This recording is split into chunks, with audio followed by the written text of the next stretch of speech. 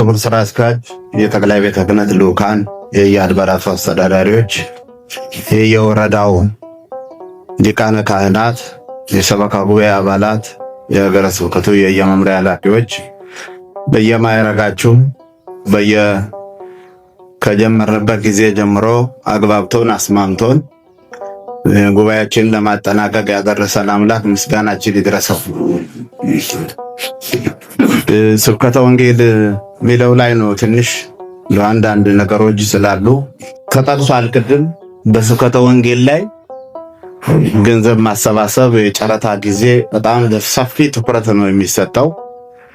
ሌላው ደግሞ የሚሰብኩ ሰዎች ደግሞ ሰውን ማሳቅ፣ ተረት ምናምን ወንጌሉን ትቶ ሰዎችን እንደ መዝናኛ አይነት ሰውን በተረት የሚያስቁ ሰዎች ሰባኪያን እኔ ገጥሞኛል፣ ሌላ ጋር ማለት እንዲህ አይነት ነገር መኖር እንደሌለበት እንድንገነዘበው ነው። ሰንበት ትምህርት ቤት ስብከተ ወንጌሉ ክፍለ ወንጌል ዘንድሮ እኛ በሀገረ ስብከታችን 5 ምሩቃን ናቸው ከከፍተኛ ትምህርት ቤት ተመርቀው የመጡ በየመጡበት ወረዳዎች መደበናቸው ነው ያለነው። ልዩ ትኩረት የተሰጠው ነው። በመቀጠል በየዓመቱ ከዚሁ ከኔም ጀምሮ የሀገረ ስብከቱ ልኡካን የሚያሰለጥኗቸው ኮርሰኞች አሉ። ኮርሱ በበሰለ ሁኔታ ከዛም ኮርስ ብቻም አይደለም ከመምህራኑ ቃለ እግዚአብሔር እየቀሰሙ ብዙ ነገር ቀስመው ይዘው ይወጣሉና እንደዚህ አይነት አገልግሎቶቹ ብዙ ሰዎች ብዙ ስም ያወጣሉ።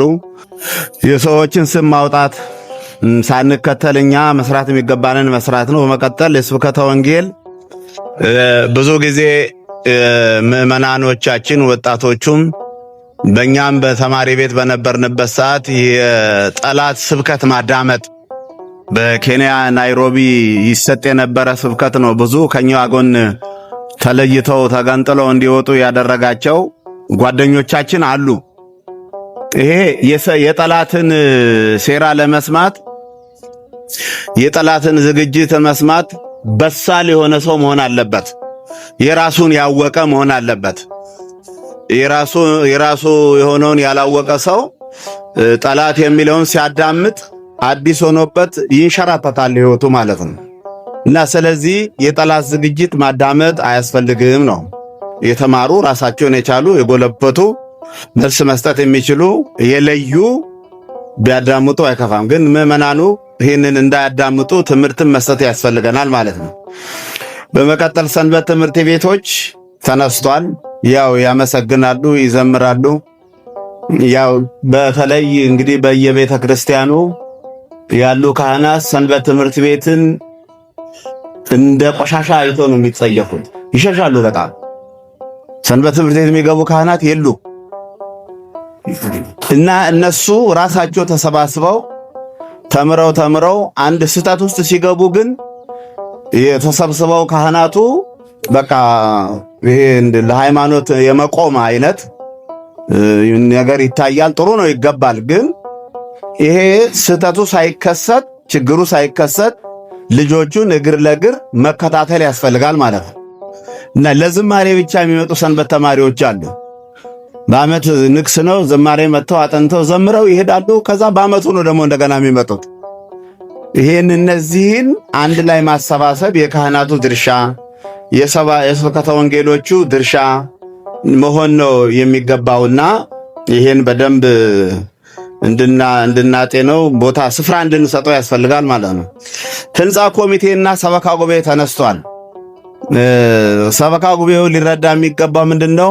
ቤተ ክርስቲያን ለካህናት የሚከፈል ደሞዝ ከጠፋ ህንፃ ኮሚቴው ስራውን ያቆማል። በቃ የሚከፈል ቤተ ክርስቲያኗ መዘጋት የመጀመሪያ አገልግሎቱ ነው መካሄድ ያለበት። የሚከፈል አጥቶ ሰበካ ጉባኤው የሚከፍለው አጥቶ ቤተ ክርስቲያኗ ወደ መዘጋት ብትደርስ ህንፃ ኮሚቴ የሚሰራውን ስራ አቁሞ አገልግሎቱን የማስከፈት ግዴታ አለበት ማለት ነው። ይሄንን በደንብ ማስተዋል አለባችሁ። አንዳንድ ጊዜ እንግዲህ የሚረብሹ ሰዎች ረብሻ ሲያነሱብን ቃለ ዓዋዲ ምን እንደሆነም አይሰሙም አይፈልጉም። ረብሻ የሚያነሱ ሰዎች እንደገና ደግሞ ቃለ ዓዋዲ ልክ አይደለም የሚሉ ሰዎችም ተነስተዋል። ሰምተናል በጆሮአችን። ቃለ ዓዋዲ ልክ አይደለም አባቶች የሰሩትን ቃለ ዓዋዲ የሚቃወም አካል በቅርቡ ሰምተናል እና ቃለ ዓዋዲው ልክ አይደለም እያሉ የሚቃወሙ ሰዎች እንግዲህ መዋቅሩን የተቃወመ አካል የቤተ ክርስቲያን አካል አይደለም፣ ምን ጊዜም ቢሆን ማለት ነው። እንደዚህ አይነት ያካሄድ ያላቸው ሰዎች አሉ። በመቀጠል ምንድነው እሱ ቃለ ዓዋዲ ብቻ አይደለም ያለን፣ ሕገ ቤተ ክርስቲያንም አለን። ምንተዳደርበት ቃለ ዓዋዲ አለ፣ ሕገ ቤተ ክርስቲያን አለ። የሰራተኛ መተዳደሪያ ትላንት እንደ ትምህርት እንደተሰጠበት እሱ ሁሉ አለ። ከኛ ጋራ አብሮ የሚጓዝ መሆኑን በደንብ ማስተዋል ያስፈልገናል። ቀዳሾቹ በቤተ መቅደስ ውስጥ ሞባይል እዛ ጎፋ ላይ አንስተነዋል። ሞባይል ሞባይሉ ላይ የሚተላለፈውን ፕሮግራም እያዩ ከዛ ተራቸው ሲረድ በእንተ ብፁዕ ወቅዱስ የሚሉ ዲያቆናት ተፈጥረዋል። በመላው ኢትዮጵያ ነው። ይሄ በጣም የሚደንቅ ነው። ሞባይሉ ቴክኖሎጂው የጠቀሙን ያህል ጎጂነቱ ደግሞ አለው ማለት እና በእንደዚህ አይነት ካህኑም ሲቀድስ መንበሩ ላይ የሚያስቀምጥ አለ። አንዳንድ ካህናት በእርግጥ ሰዓት ለማየት የቅዳሴውን ሰዓት ለማየት የሚያደርጉ አሉ። እና በዲያቆናት ደረጃ ግን በጣም አደገኛ ነገር ነው ያለው። የመሸታ ቤት ያህል እንኳን ክብር የማይሰጡ ሰዎች አሉ ለቤተ መቅደስ እኮ።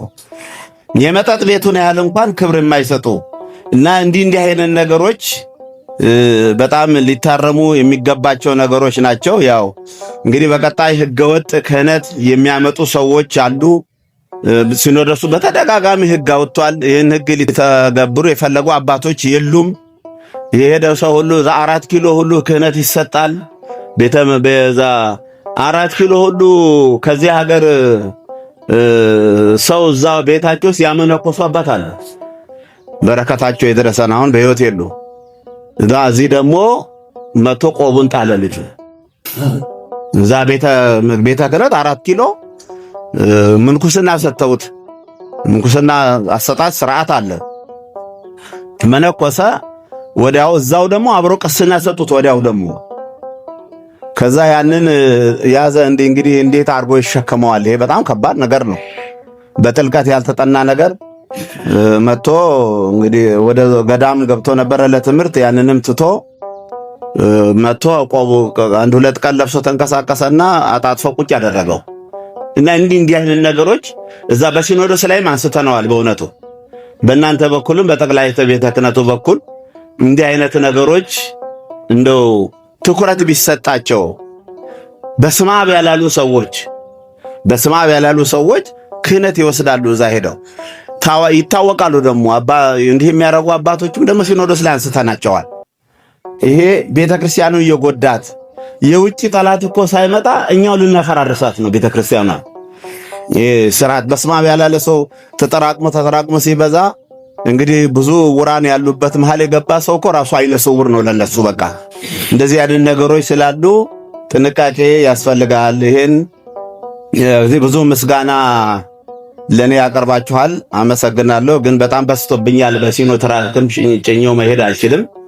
ሌላው 120 ቤተሰብ የሚባል እኛ ጋር ተቋቁሟል። ጥሩ እየሰሩ ነው ከኛ ጋራ። በመጀመሪያ እንኳን ከመስመር ወጣ የሚል አካሄድ ነበራቸው። ወደ መስመር ገብተው ከኛ ጋር እየሰሩ ነው። ግን እዛ ጠቅላይ ቤተ ክህነቱ ሕግ ሲቀርጽ ምንም ከሀገረ ስብከቱ ጋር የሚገናኙበት አንቀጽ የለውም። በጣም የሚገርም ምንም ሊቀ ጳጳሱ እንኳን ይባርካቸዋል እንኳን ጸሎት ያደርግላቸዋል እንኳን የሚል ነገር የለም። ብቻቸውን ተገንጥለው ሰዎቹ ሜዳ ላይ እንዲጠፉ የሚያደርግ ሕግ ነው የተሰጠው። ነግረናቸዋል። እዚህ ሐሜት አይደለም ማውራው፣ እዛም ነግሬያቸዋል። እና ያለን እናሻሽላለን ብለዋልና ሕጉ ሲሰጥ እዛ ቤተ ክህነቱ ሕግ ሲሰጥ ከሀገረ ስብከቱ ጋር የተጣጣመ ድርሻ ሀገረ ስብከቱ እነሱን ደግሞ ቢያጠፉ የሚያስቆምበት ቢጎበዙ ደግሞ በርቱ የሚልበት ሕግ ያስፈልጋል። እና እንዲህ አይነት ነገሮች ገጥመውን ተቸግረን ነበርና በጣም ሰዎቹ ግን ተመልሰው ከኛ ጋር እየሰሩ ነው። ሰዓት ሕግ አሰጣጡ እዛ እንዲታረም ያስፈልጋል።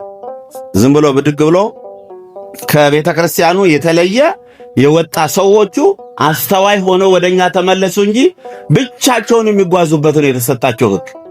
ምንም ከኛ ጋር ግንኙነት ሳይኖረው የሥራ አስኪያጁ፣ ሊቀ ጳጳሱ፣ ሀገረ ስብከት ሰራተኛው ምንም የማያገናኝ ሕግ። እንዴት ነው እንደዚህ አይነት ነገር ሊፈጸም የቻለውና ቅዱስ ሲኖዶስ ይሄን ያህል ቁጥር ያላቸው ይሄን ያህል ብዛት ያላቸው ይደራጁ፣ ቤተክርስቲያናቸውን ያቋቁሙ፣ ይርዱ ተባለ እንጂ ከቤተክርስቲያን መዋቅር ውጪ አደረጃጀት ወጥተው ፈቃድ ተሰጥቷቸው ይደራጁ የሚል ሲኖዶሱ አልነበረውም። ይሄ በጣም ትኩረት ሊሰጠው ይገባል። በሌላ በኩል እንዲህ አይነት እድል የሚያገኙ ሰዎች ከሀገረ ስብከቱ ረግጠው ጥለው እኮ በቃ ወደፊት ሌላ መስመር እሱ ነው የሚገቡት ማለት ነው። ይሄ በደንብ በእናንተ በኩል እንዲታሰብበት ነው። በመቀጠል ወደ ወረዳዎቹ ወደ አድባራቱ ስንመለስ አመሰግናለሁ። የመጣው ውዳሴ ማርያም ተከፋፍሎ አልቋል። ወደፊትም እንግዲህ ውዳሴ ማርያሙ ድግምት ነው ያሉ ሰዎች ነበሩ፣ አስማት ነው ያሉ ሰዎች ነበሩ። እኔ በዚህ ቁጭት ነው ይሄንን ያዘጋጀሁት ከመምህር ልዑር ጋር በመሆን ከአዲስ ኪዳን መምህሩ ጋራ እና የኢትዮጵያ ሕዝብ ውዳሴ ማርያም ይጸልያል፣ ውዳሴ ማርያም ይወዳል ሕዝባችን። ግን አሁን ይሄ ዝግጅት ውዳሴ ማርያም የሚጸልዩትን ሰዎች ልክ አይደለም ተራ ድርስ ነው የምትጸልየው ብለው ለሚቃወሙ ሰዎች መልስ እንዲሰጡበት ነው። ተራ ድርሰት አይደለም፣ ቅዱስ ኤፍሬም ከመጽሐፍ ቅዱስ ወስዶ ነው ያዘጋጀው እና ብለው ይሄንን የሚያጎለብት ይሄ አሁን እስካሁን ያልተሰራ ነው። ማንም አልሰራውም ይሄን ዝግጅት። መጽሐፈ ቅዳሴውንም እንዲህ አይነት ማንም አልሰራውም። እግዚአብሔርም እንግዲህ ፈቃዱ ሆኖ እኔ ሰርቻለሁ እና እንግዲህ መጽሐፉን ስታከፋፍሉ አባታችን ቅር እንዳይላቸው አባታችን ደስ እንዲላቸው የሚል ቋንቋ ባለፈውም ነግሬያቸዋለሁ። ወረዳ ቤተ ክህነት ስልጠና ላይ እንዲህ አይነቱን ቋንቋ ትታችሁ ህዝባችን መረጃ ያገኝ ነው የሚያስፈልገው። ህዝባችን ራሱን ያድን፣ ህዝባችን ቤተ ክርስቲያን የምትሰራውን ይወቅ በሚል ቁጭት ነው መውሰድ ያለባችሁ። እዚህ ውስጥ ሳላመሰግናቸው ማላልፈው መምህር መርጌታ ወርቁ የቁጫ ወረዳ ቤተ ክህነት መጽሐፉ ይወስዳሉ። ሲጨርሱ ራሳቸው መጥተው ነው ወስደው የሚያከፋፍሉት ለህዝቡ። ህዝቤ ይማርልኝ ብለው ማለት ነው። ህዝቤ መረጃ ያገኝ ነው እና እንዲህ አይነት ቋንቋዎች አሁን ከኔ ጋር ከግል ጉዳይ ጋር እያያዙ እኔ ሰራተኞች መጽሐፉን ሸጣችሁም አልሸጣችሁም ሰራተኞቼ ናችሁ፣ አብረን እንሰራለን። ግን ህዝባችሁ መረጃ እንዲያገኝ ነው። ህዝቡ ባዶ እጁን ነው ያለው በአሁኑ ሰዓት በየመንደሩ ደጋግሜ ሁልጊዜም ነው ይሄን ነገር የምናገረው። ምንም መከራከሪያ ነገር የለውም፣ መልስ መስጫ ነገር የለውም። ቤተክርስቲያኒቷ ይሄ ደግሞ ሊቅ ሆኜ ከሁሉ በላይ ሆኜ አይደለም ይሄን ያዘጋጀሁት። ሊቃውንቱን ለመቀስቀስ ነው ይሄን ያዘጋጀሁት እና ለህዝቡ የሚገባውን ነገር ማጉረስ፣ ለህዝቡ መከላከያ የሚሆኑ መረጃዎችን እያዘጋጀን መስጠት ይገባናል፣ ማጉረስ ይገባናል። እንደዚህ ካላደረግን በስተቀር አሁን ባለፈው እኮ እዚህ በቀደም ተነግሯል። ቀደምም ሊቀሯን አንስተውታል ይመስለኛል። በእኛ ኦርቶዶክሶች ሐዘን ላይ እኛን የሚቃወሙ ሰዎች አጽናኝ ሆነው ወንጌል ሰብከዋል ገብተው። ለምንድን ነው ይሄ የሆነው? የእኛን ወገኖቻችን ስላላስተማርናቸው ነው። እኛ እኮ ስላላስጨበጥናቸው ነው። እኛ እኮ ስላላሳወቅናቸው ገብተው ይሰብካሉ። የፍየሏ የነብሯ ግልገልና የፍየሏ ነበር አብረው ሲጫወቱ ዋሉ አንድ ቀን እኮ ተብሏል። ሲጫወቱ ዋሉ። ማታ ሪፖርት አቀረቡ ግልገሎቹ ገብተው የነብሯ ግልገል አንቺ የት ነው ያልሽው? እንዲህ አይነት ፍየል ቆንጆ የሆነች ሰውነቷ የሚያምር እንደዚህ አይነት ግልገል ጋር ነው ሲጫወት የዋልኩት አለች። ፍየሏ ደግሞ ምን አለች? ጅንጉርጉር የሆነ ሰውነት ያላት ግልገል እድሜዋ በኔ መጠን የሆነ ከሷ ጋር ሲጫወት ነው የዋልኩት። አይ ሞኞ፣ እሷ እኮ የኛ ምግብ ነበረች አለች። ያቺኛው ፍየሏም ደግሞ እሷ እኮ የኛ ጠላት ናት። ከዛ በማግስቱ ተገናኙና ነይ እንደ ትናንት እንጫወት ተባባሉ። ነይ እንጫወት አለቻት። ነብሯ ነይ እንጫወት፣ የነብሯ ግልገል ማለት ነው። እዛ ቤት የተመከረው እኛ ቤትም ተመክሯል አለችና ይሄ እንግዲህ ታሪካዊ ትምህርት ሰጪ ንግግር ነው። እዛ ቤት እናንተ ቤት የተመከረው እኛም ቤት ተመክሯል አሁን እንጫወት በይና እንቃርገሽ ደሟን መጠሽ ተመገቢያት ነው ያለችው። ያቺ ነብሯ ሄልን የመከረችው ማለት ነው።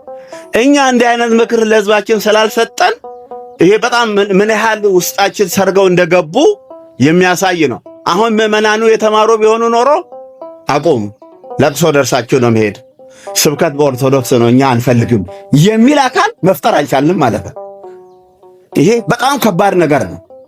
ይሄን ልናስብበት ነው። ይሄ ስልጠናው በየጊዜው ህዝባችሁን አነቃቁ ተብሎ ሀገረ ስብከቱ የሚደክመው ይሄም ስልጠና የሚያስፈልገው ምዕመናኖቻችንን የጠላት ዋሻ በሽታ እንዲያውቁ የጠላቶቻችንን አስተሳሰብ በንግግር እንዲያውቁ ማድረግ ይሄ እኮ ነው የሚያስፈልገው እና በደንብ በጣም ልናስብበት የሚገባ ነገር ነውና ስራ መፍታት አይገባንም። አሁን እኛ እኮ እነሱ አሁን ስራዬ ብለው ገበያ ላይ እየዞሩ ስፒከር ይዘው ጌታ ጌታ ጌታ እያሉ እየጮሁ እኛ እኮ ለቅሶ ቤት እንኳን ሄደው የማያስተምሩ ካህናት አሉ። እድሩ ቦታ ሄደው የማያስተምሩ ካህናት አሉ። ሰርጎ ቤት ሄደው የማያስተምሩ ካህናት አሉ። እና ህዝባችንን በተለያየ መልኩ በተለወጠ መልኩ የትምህርት አሰጣጥ ዕውቀታችን አጎልብተን ህዝባችንን እንድንይዝ ያስፈልጋል ነው። እና አሁን የተዘጋጀውን ማከፋፈል ሲሆን እናንተ ማዘጋጀት አለባችሁ። ለፐርሰንት ብቻ አይደለም እኮ ምዕመኑ ጋር መሄድ ያለባችሁ። ሰበካ ጎይና ይሄን ያህል ፐርሰንት አለብህ ብቻ አይደለም፣ ቀድሞ ማስተማር እኮ ያስፈልጋል። ህዝቡን ማስተማር። ፐርሰንት ማን ነው ያዘዘው? ፐርሰንት ለምን ታዘዘ? መጽሐፍ ቅዱስ ውስጥ የቱ ክፍል ውስጥ አለ የሚለው ሳናስተምር ፐርሰንት እንላለን። ቄሶቹ ሊዘርፉ መጡ ይሉናል። ለዚህ እኮ ነው እንደዚህ የሚሉን እኮ። ይሄው ሊዘርፉ መጡ። አመቱ ሲደርስ ይሄ በየወሩም ደግሞ ማስገባቱ አልተለመደም። አመቱ ሲጠራቀም ሂሳቡ አንድ ላይ ብዙ ሺዎች ይሆናሉ። ገፈውት ሄዱ ይላል። በህግ የተፈቀደውን ሂሳብ ማለት ነው። እና በደንብ ማስተማር ያስፈልጋችኋል። መጀመሪያ እናንተ ውዳሴ ማርያሙን አንብቡት። እናንተ መጀመሪያ የምትደግሙትን ውዳሴ ማርያም አሁን ተዘጋጅቷል። የተዘጋጀ ነገር የተዘጋጀ ምግብ አንስቶ መብላት ያቅታል እንዴ? በደንብ ቀላል ነገር አይደለም። ይሄ ቀላል ዝግጅት አይደለም። በደንብ አድርጋችሁ ለህዝቡ እንዲደርስ እኔ በመላው አዲስ አበባ አቡነ ሕርያቆስ መጽሐፉ እንዲሸጥ ትእዛዝ ደብዳቤ ተሰጥቶኛል። ይሸጣል፣ ይከፋፈላል። መጽሐፉ የሚሸጥበት አቶ ይሆናል ባንዳትሉ ማለት የሚል አስተሳሰብ ካላችሁ መጽሐፉ በምስራቅ ሸዋ ተፈቅዷል፣ በአዋሳ ተፈቅዷል፣ ገና ታትሞ ይሄዳል። ግን እኛ ህዝብስ እኔ የምመራው ህዝብስ ውዳሴ ማርያሙ ሊደርሰው ይገባል። እናንተ አንብባችሁ ሐሳቡን ጥቅሙን ካላስረዳችሁ የብፁዕነታቸው መጽሐፍ ስትሉ ይሄን ብዙ እንትን አይስበውም ሰውን። አባታችን ተርጉመው የምትሉ ደግሞ አላችሁ።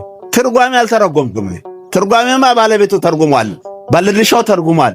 መረጃ ላይ ነው እኔ የሰራሁት። ምንጩ ከዚህ ቦታ መጣ የሚል ነው የሰራሁት። ለሔዋን ታሳታ ከይሲ ዲያብሎስ ሔዋንን አሳታ ዘፍጥረት 3 ነው። ይሄንን መረጃ ነው እኔ የሰራሁትና መጽሐፉ አሁን በጊዜው እጃችን ላይ የለም። የወሰዳችሁም እናመሰግናለን። ለማከፋፈል የወሰዳችሁ አላችሁ፣ እናመሰግናለን። በፈቃደኝነት ነው የምመራው ህዝብ የማስተምረው ህዝብ መረጃ ያገኝ የሚል አይምሯችሁ ላይ ማደር አለበት። ብሸጡም ባሸጡም እኔ አልጠላችሁም፣ ግን ህዝቡ መረጃ እንዲያገኝ ራሱን እንዲጠብቅ ራሱን እንዲያድን እንድታደርጉ ነው።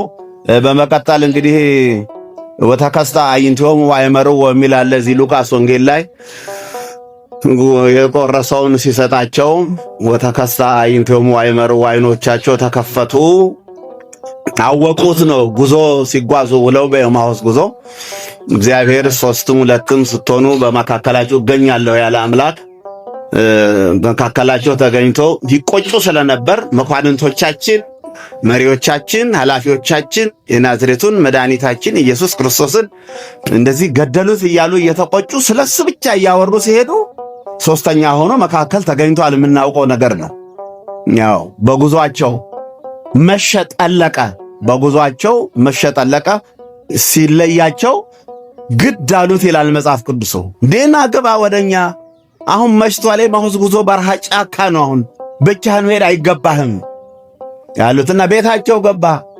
ያው ያገኙትን ምስጢር የሚታወቅ ነው። እንግዲህ በዚህ ጉዟችን በሥራ ጉዟችን ሁሉ እስከ ጨለማው ድረስ የመጠራት ጊዜ እስከሚደርስ ድረስ ጉዞአችንን የነገረ እግዚአብሔር እንድናደርግ ነው። በሄድንበት ቦታ ሁሉ ጉዞአችን ነገረ እግዚአብሔር፣ ነገረ መስቀሉ፣ የምስጢረ ሥጋዌ ጉዳይ እንዲሆን ነው። በሄድንበት ቦታ ሁሉ የተረቱ ጨዋታው ቀርቶ ተራ ነገሩ፣ ክርክሩ፣ ጭቅጭቁ ቀርቶ ስለሱ ብቻ እንድናወራ በመካከላችን ሰሞኑን እንግዲህ ተገኝቷል። አሁን ውስጣችን ስልጠናው እኮ ደስ ብሎን ስንሰማ ከኛ ጋር ነው ያለው ማለት ነው። እሱ ደስ የሚያሰኘን እሱ ነው። የእሱ ቃል ሲነገር እንድንሰማ ደስ የሚያሰኘን ባለቤቱ ራሱ እኮ ነው።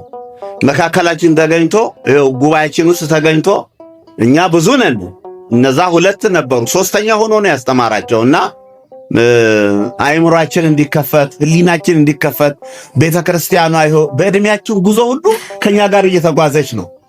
በጉዞአችን ውስጥ ሁሉ እንግዲህ ወተከሳ አይቶማ አይመርዎ አይናችን ተከፍቶ እሷ የምትሰራውን ስራ ልናውቅ ይገባል።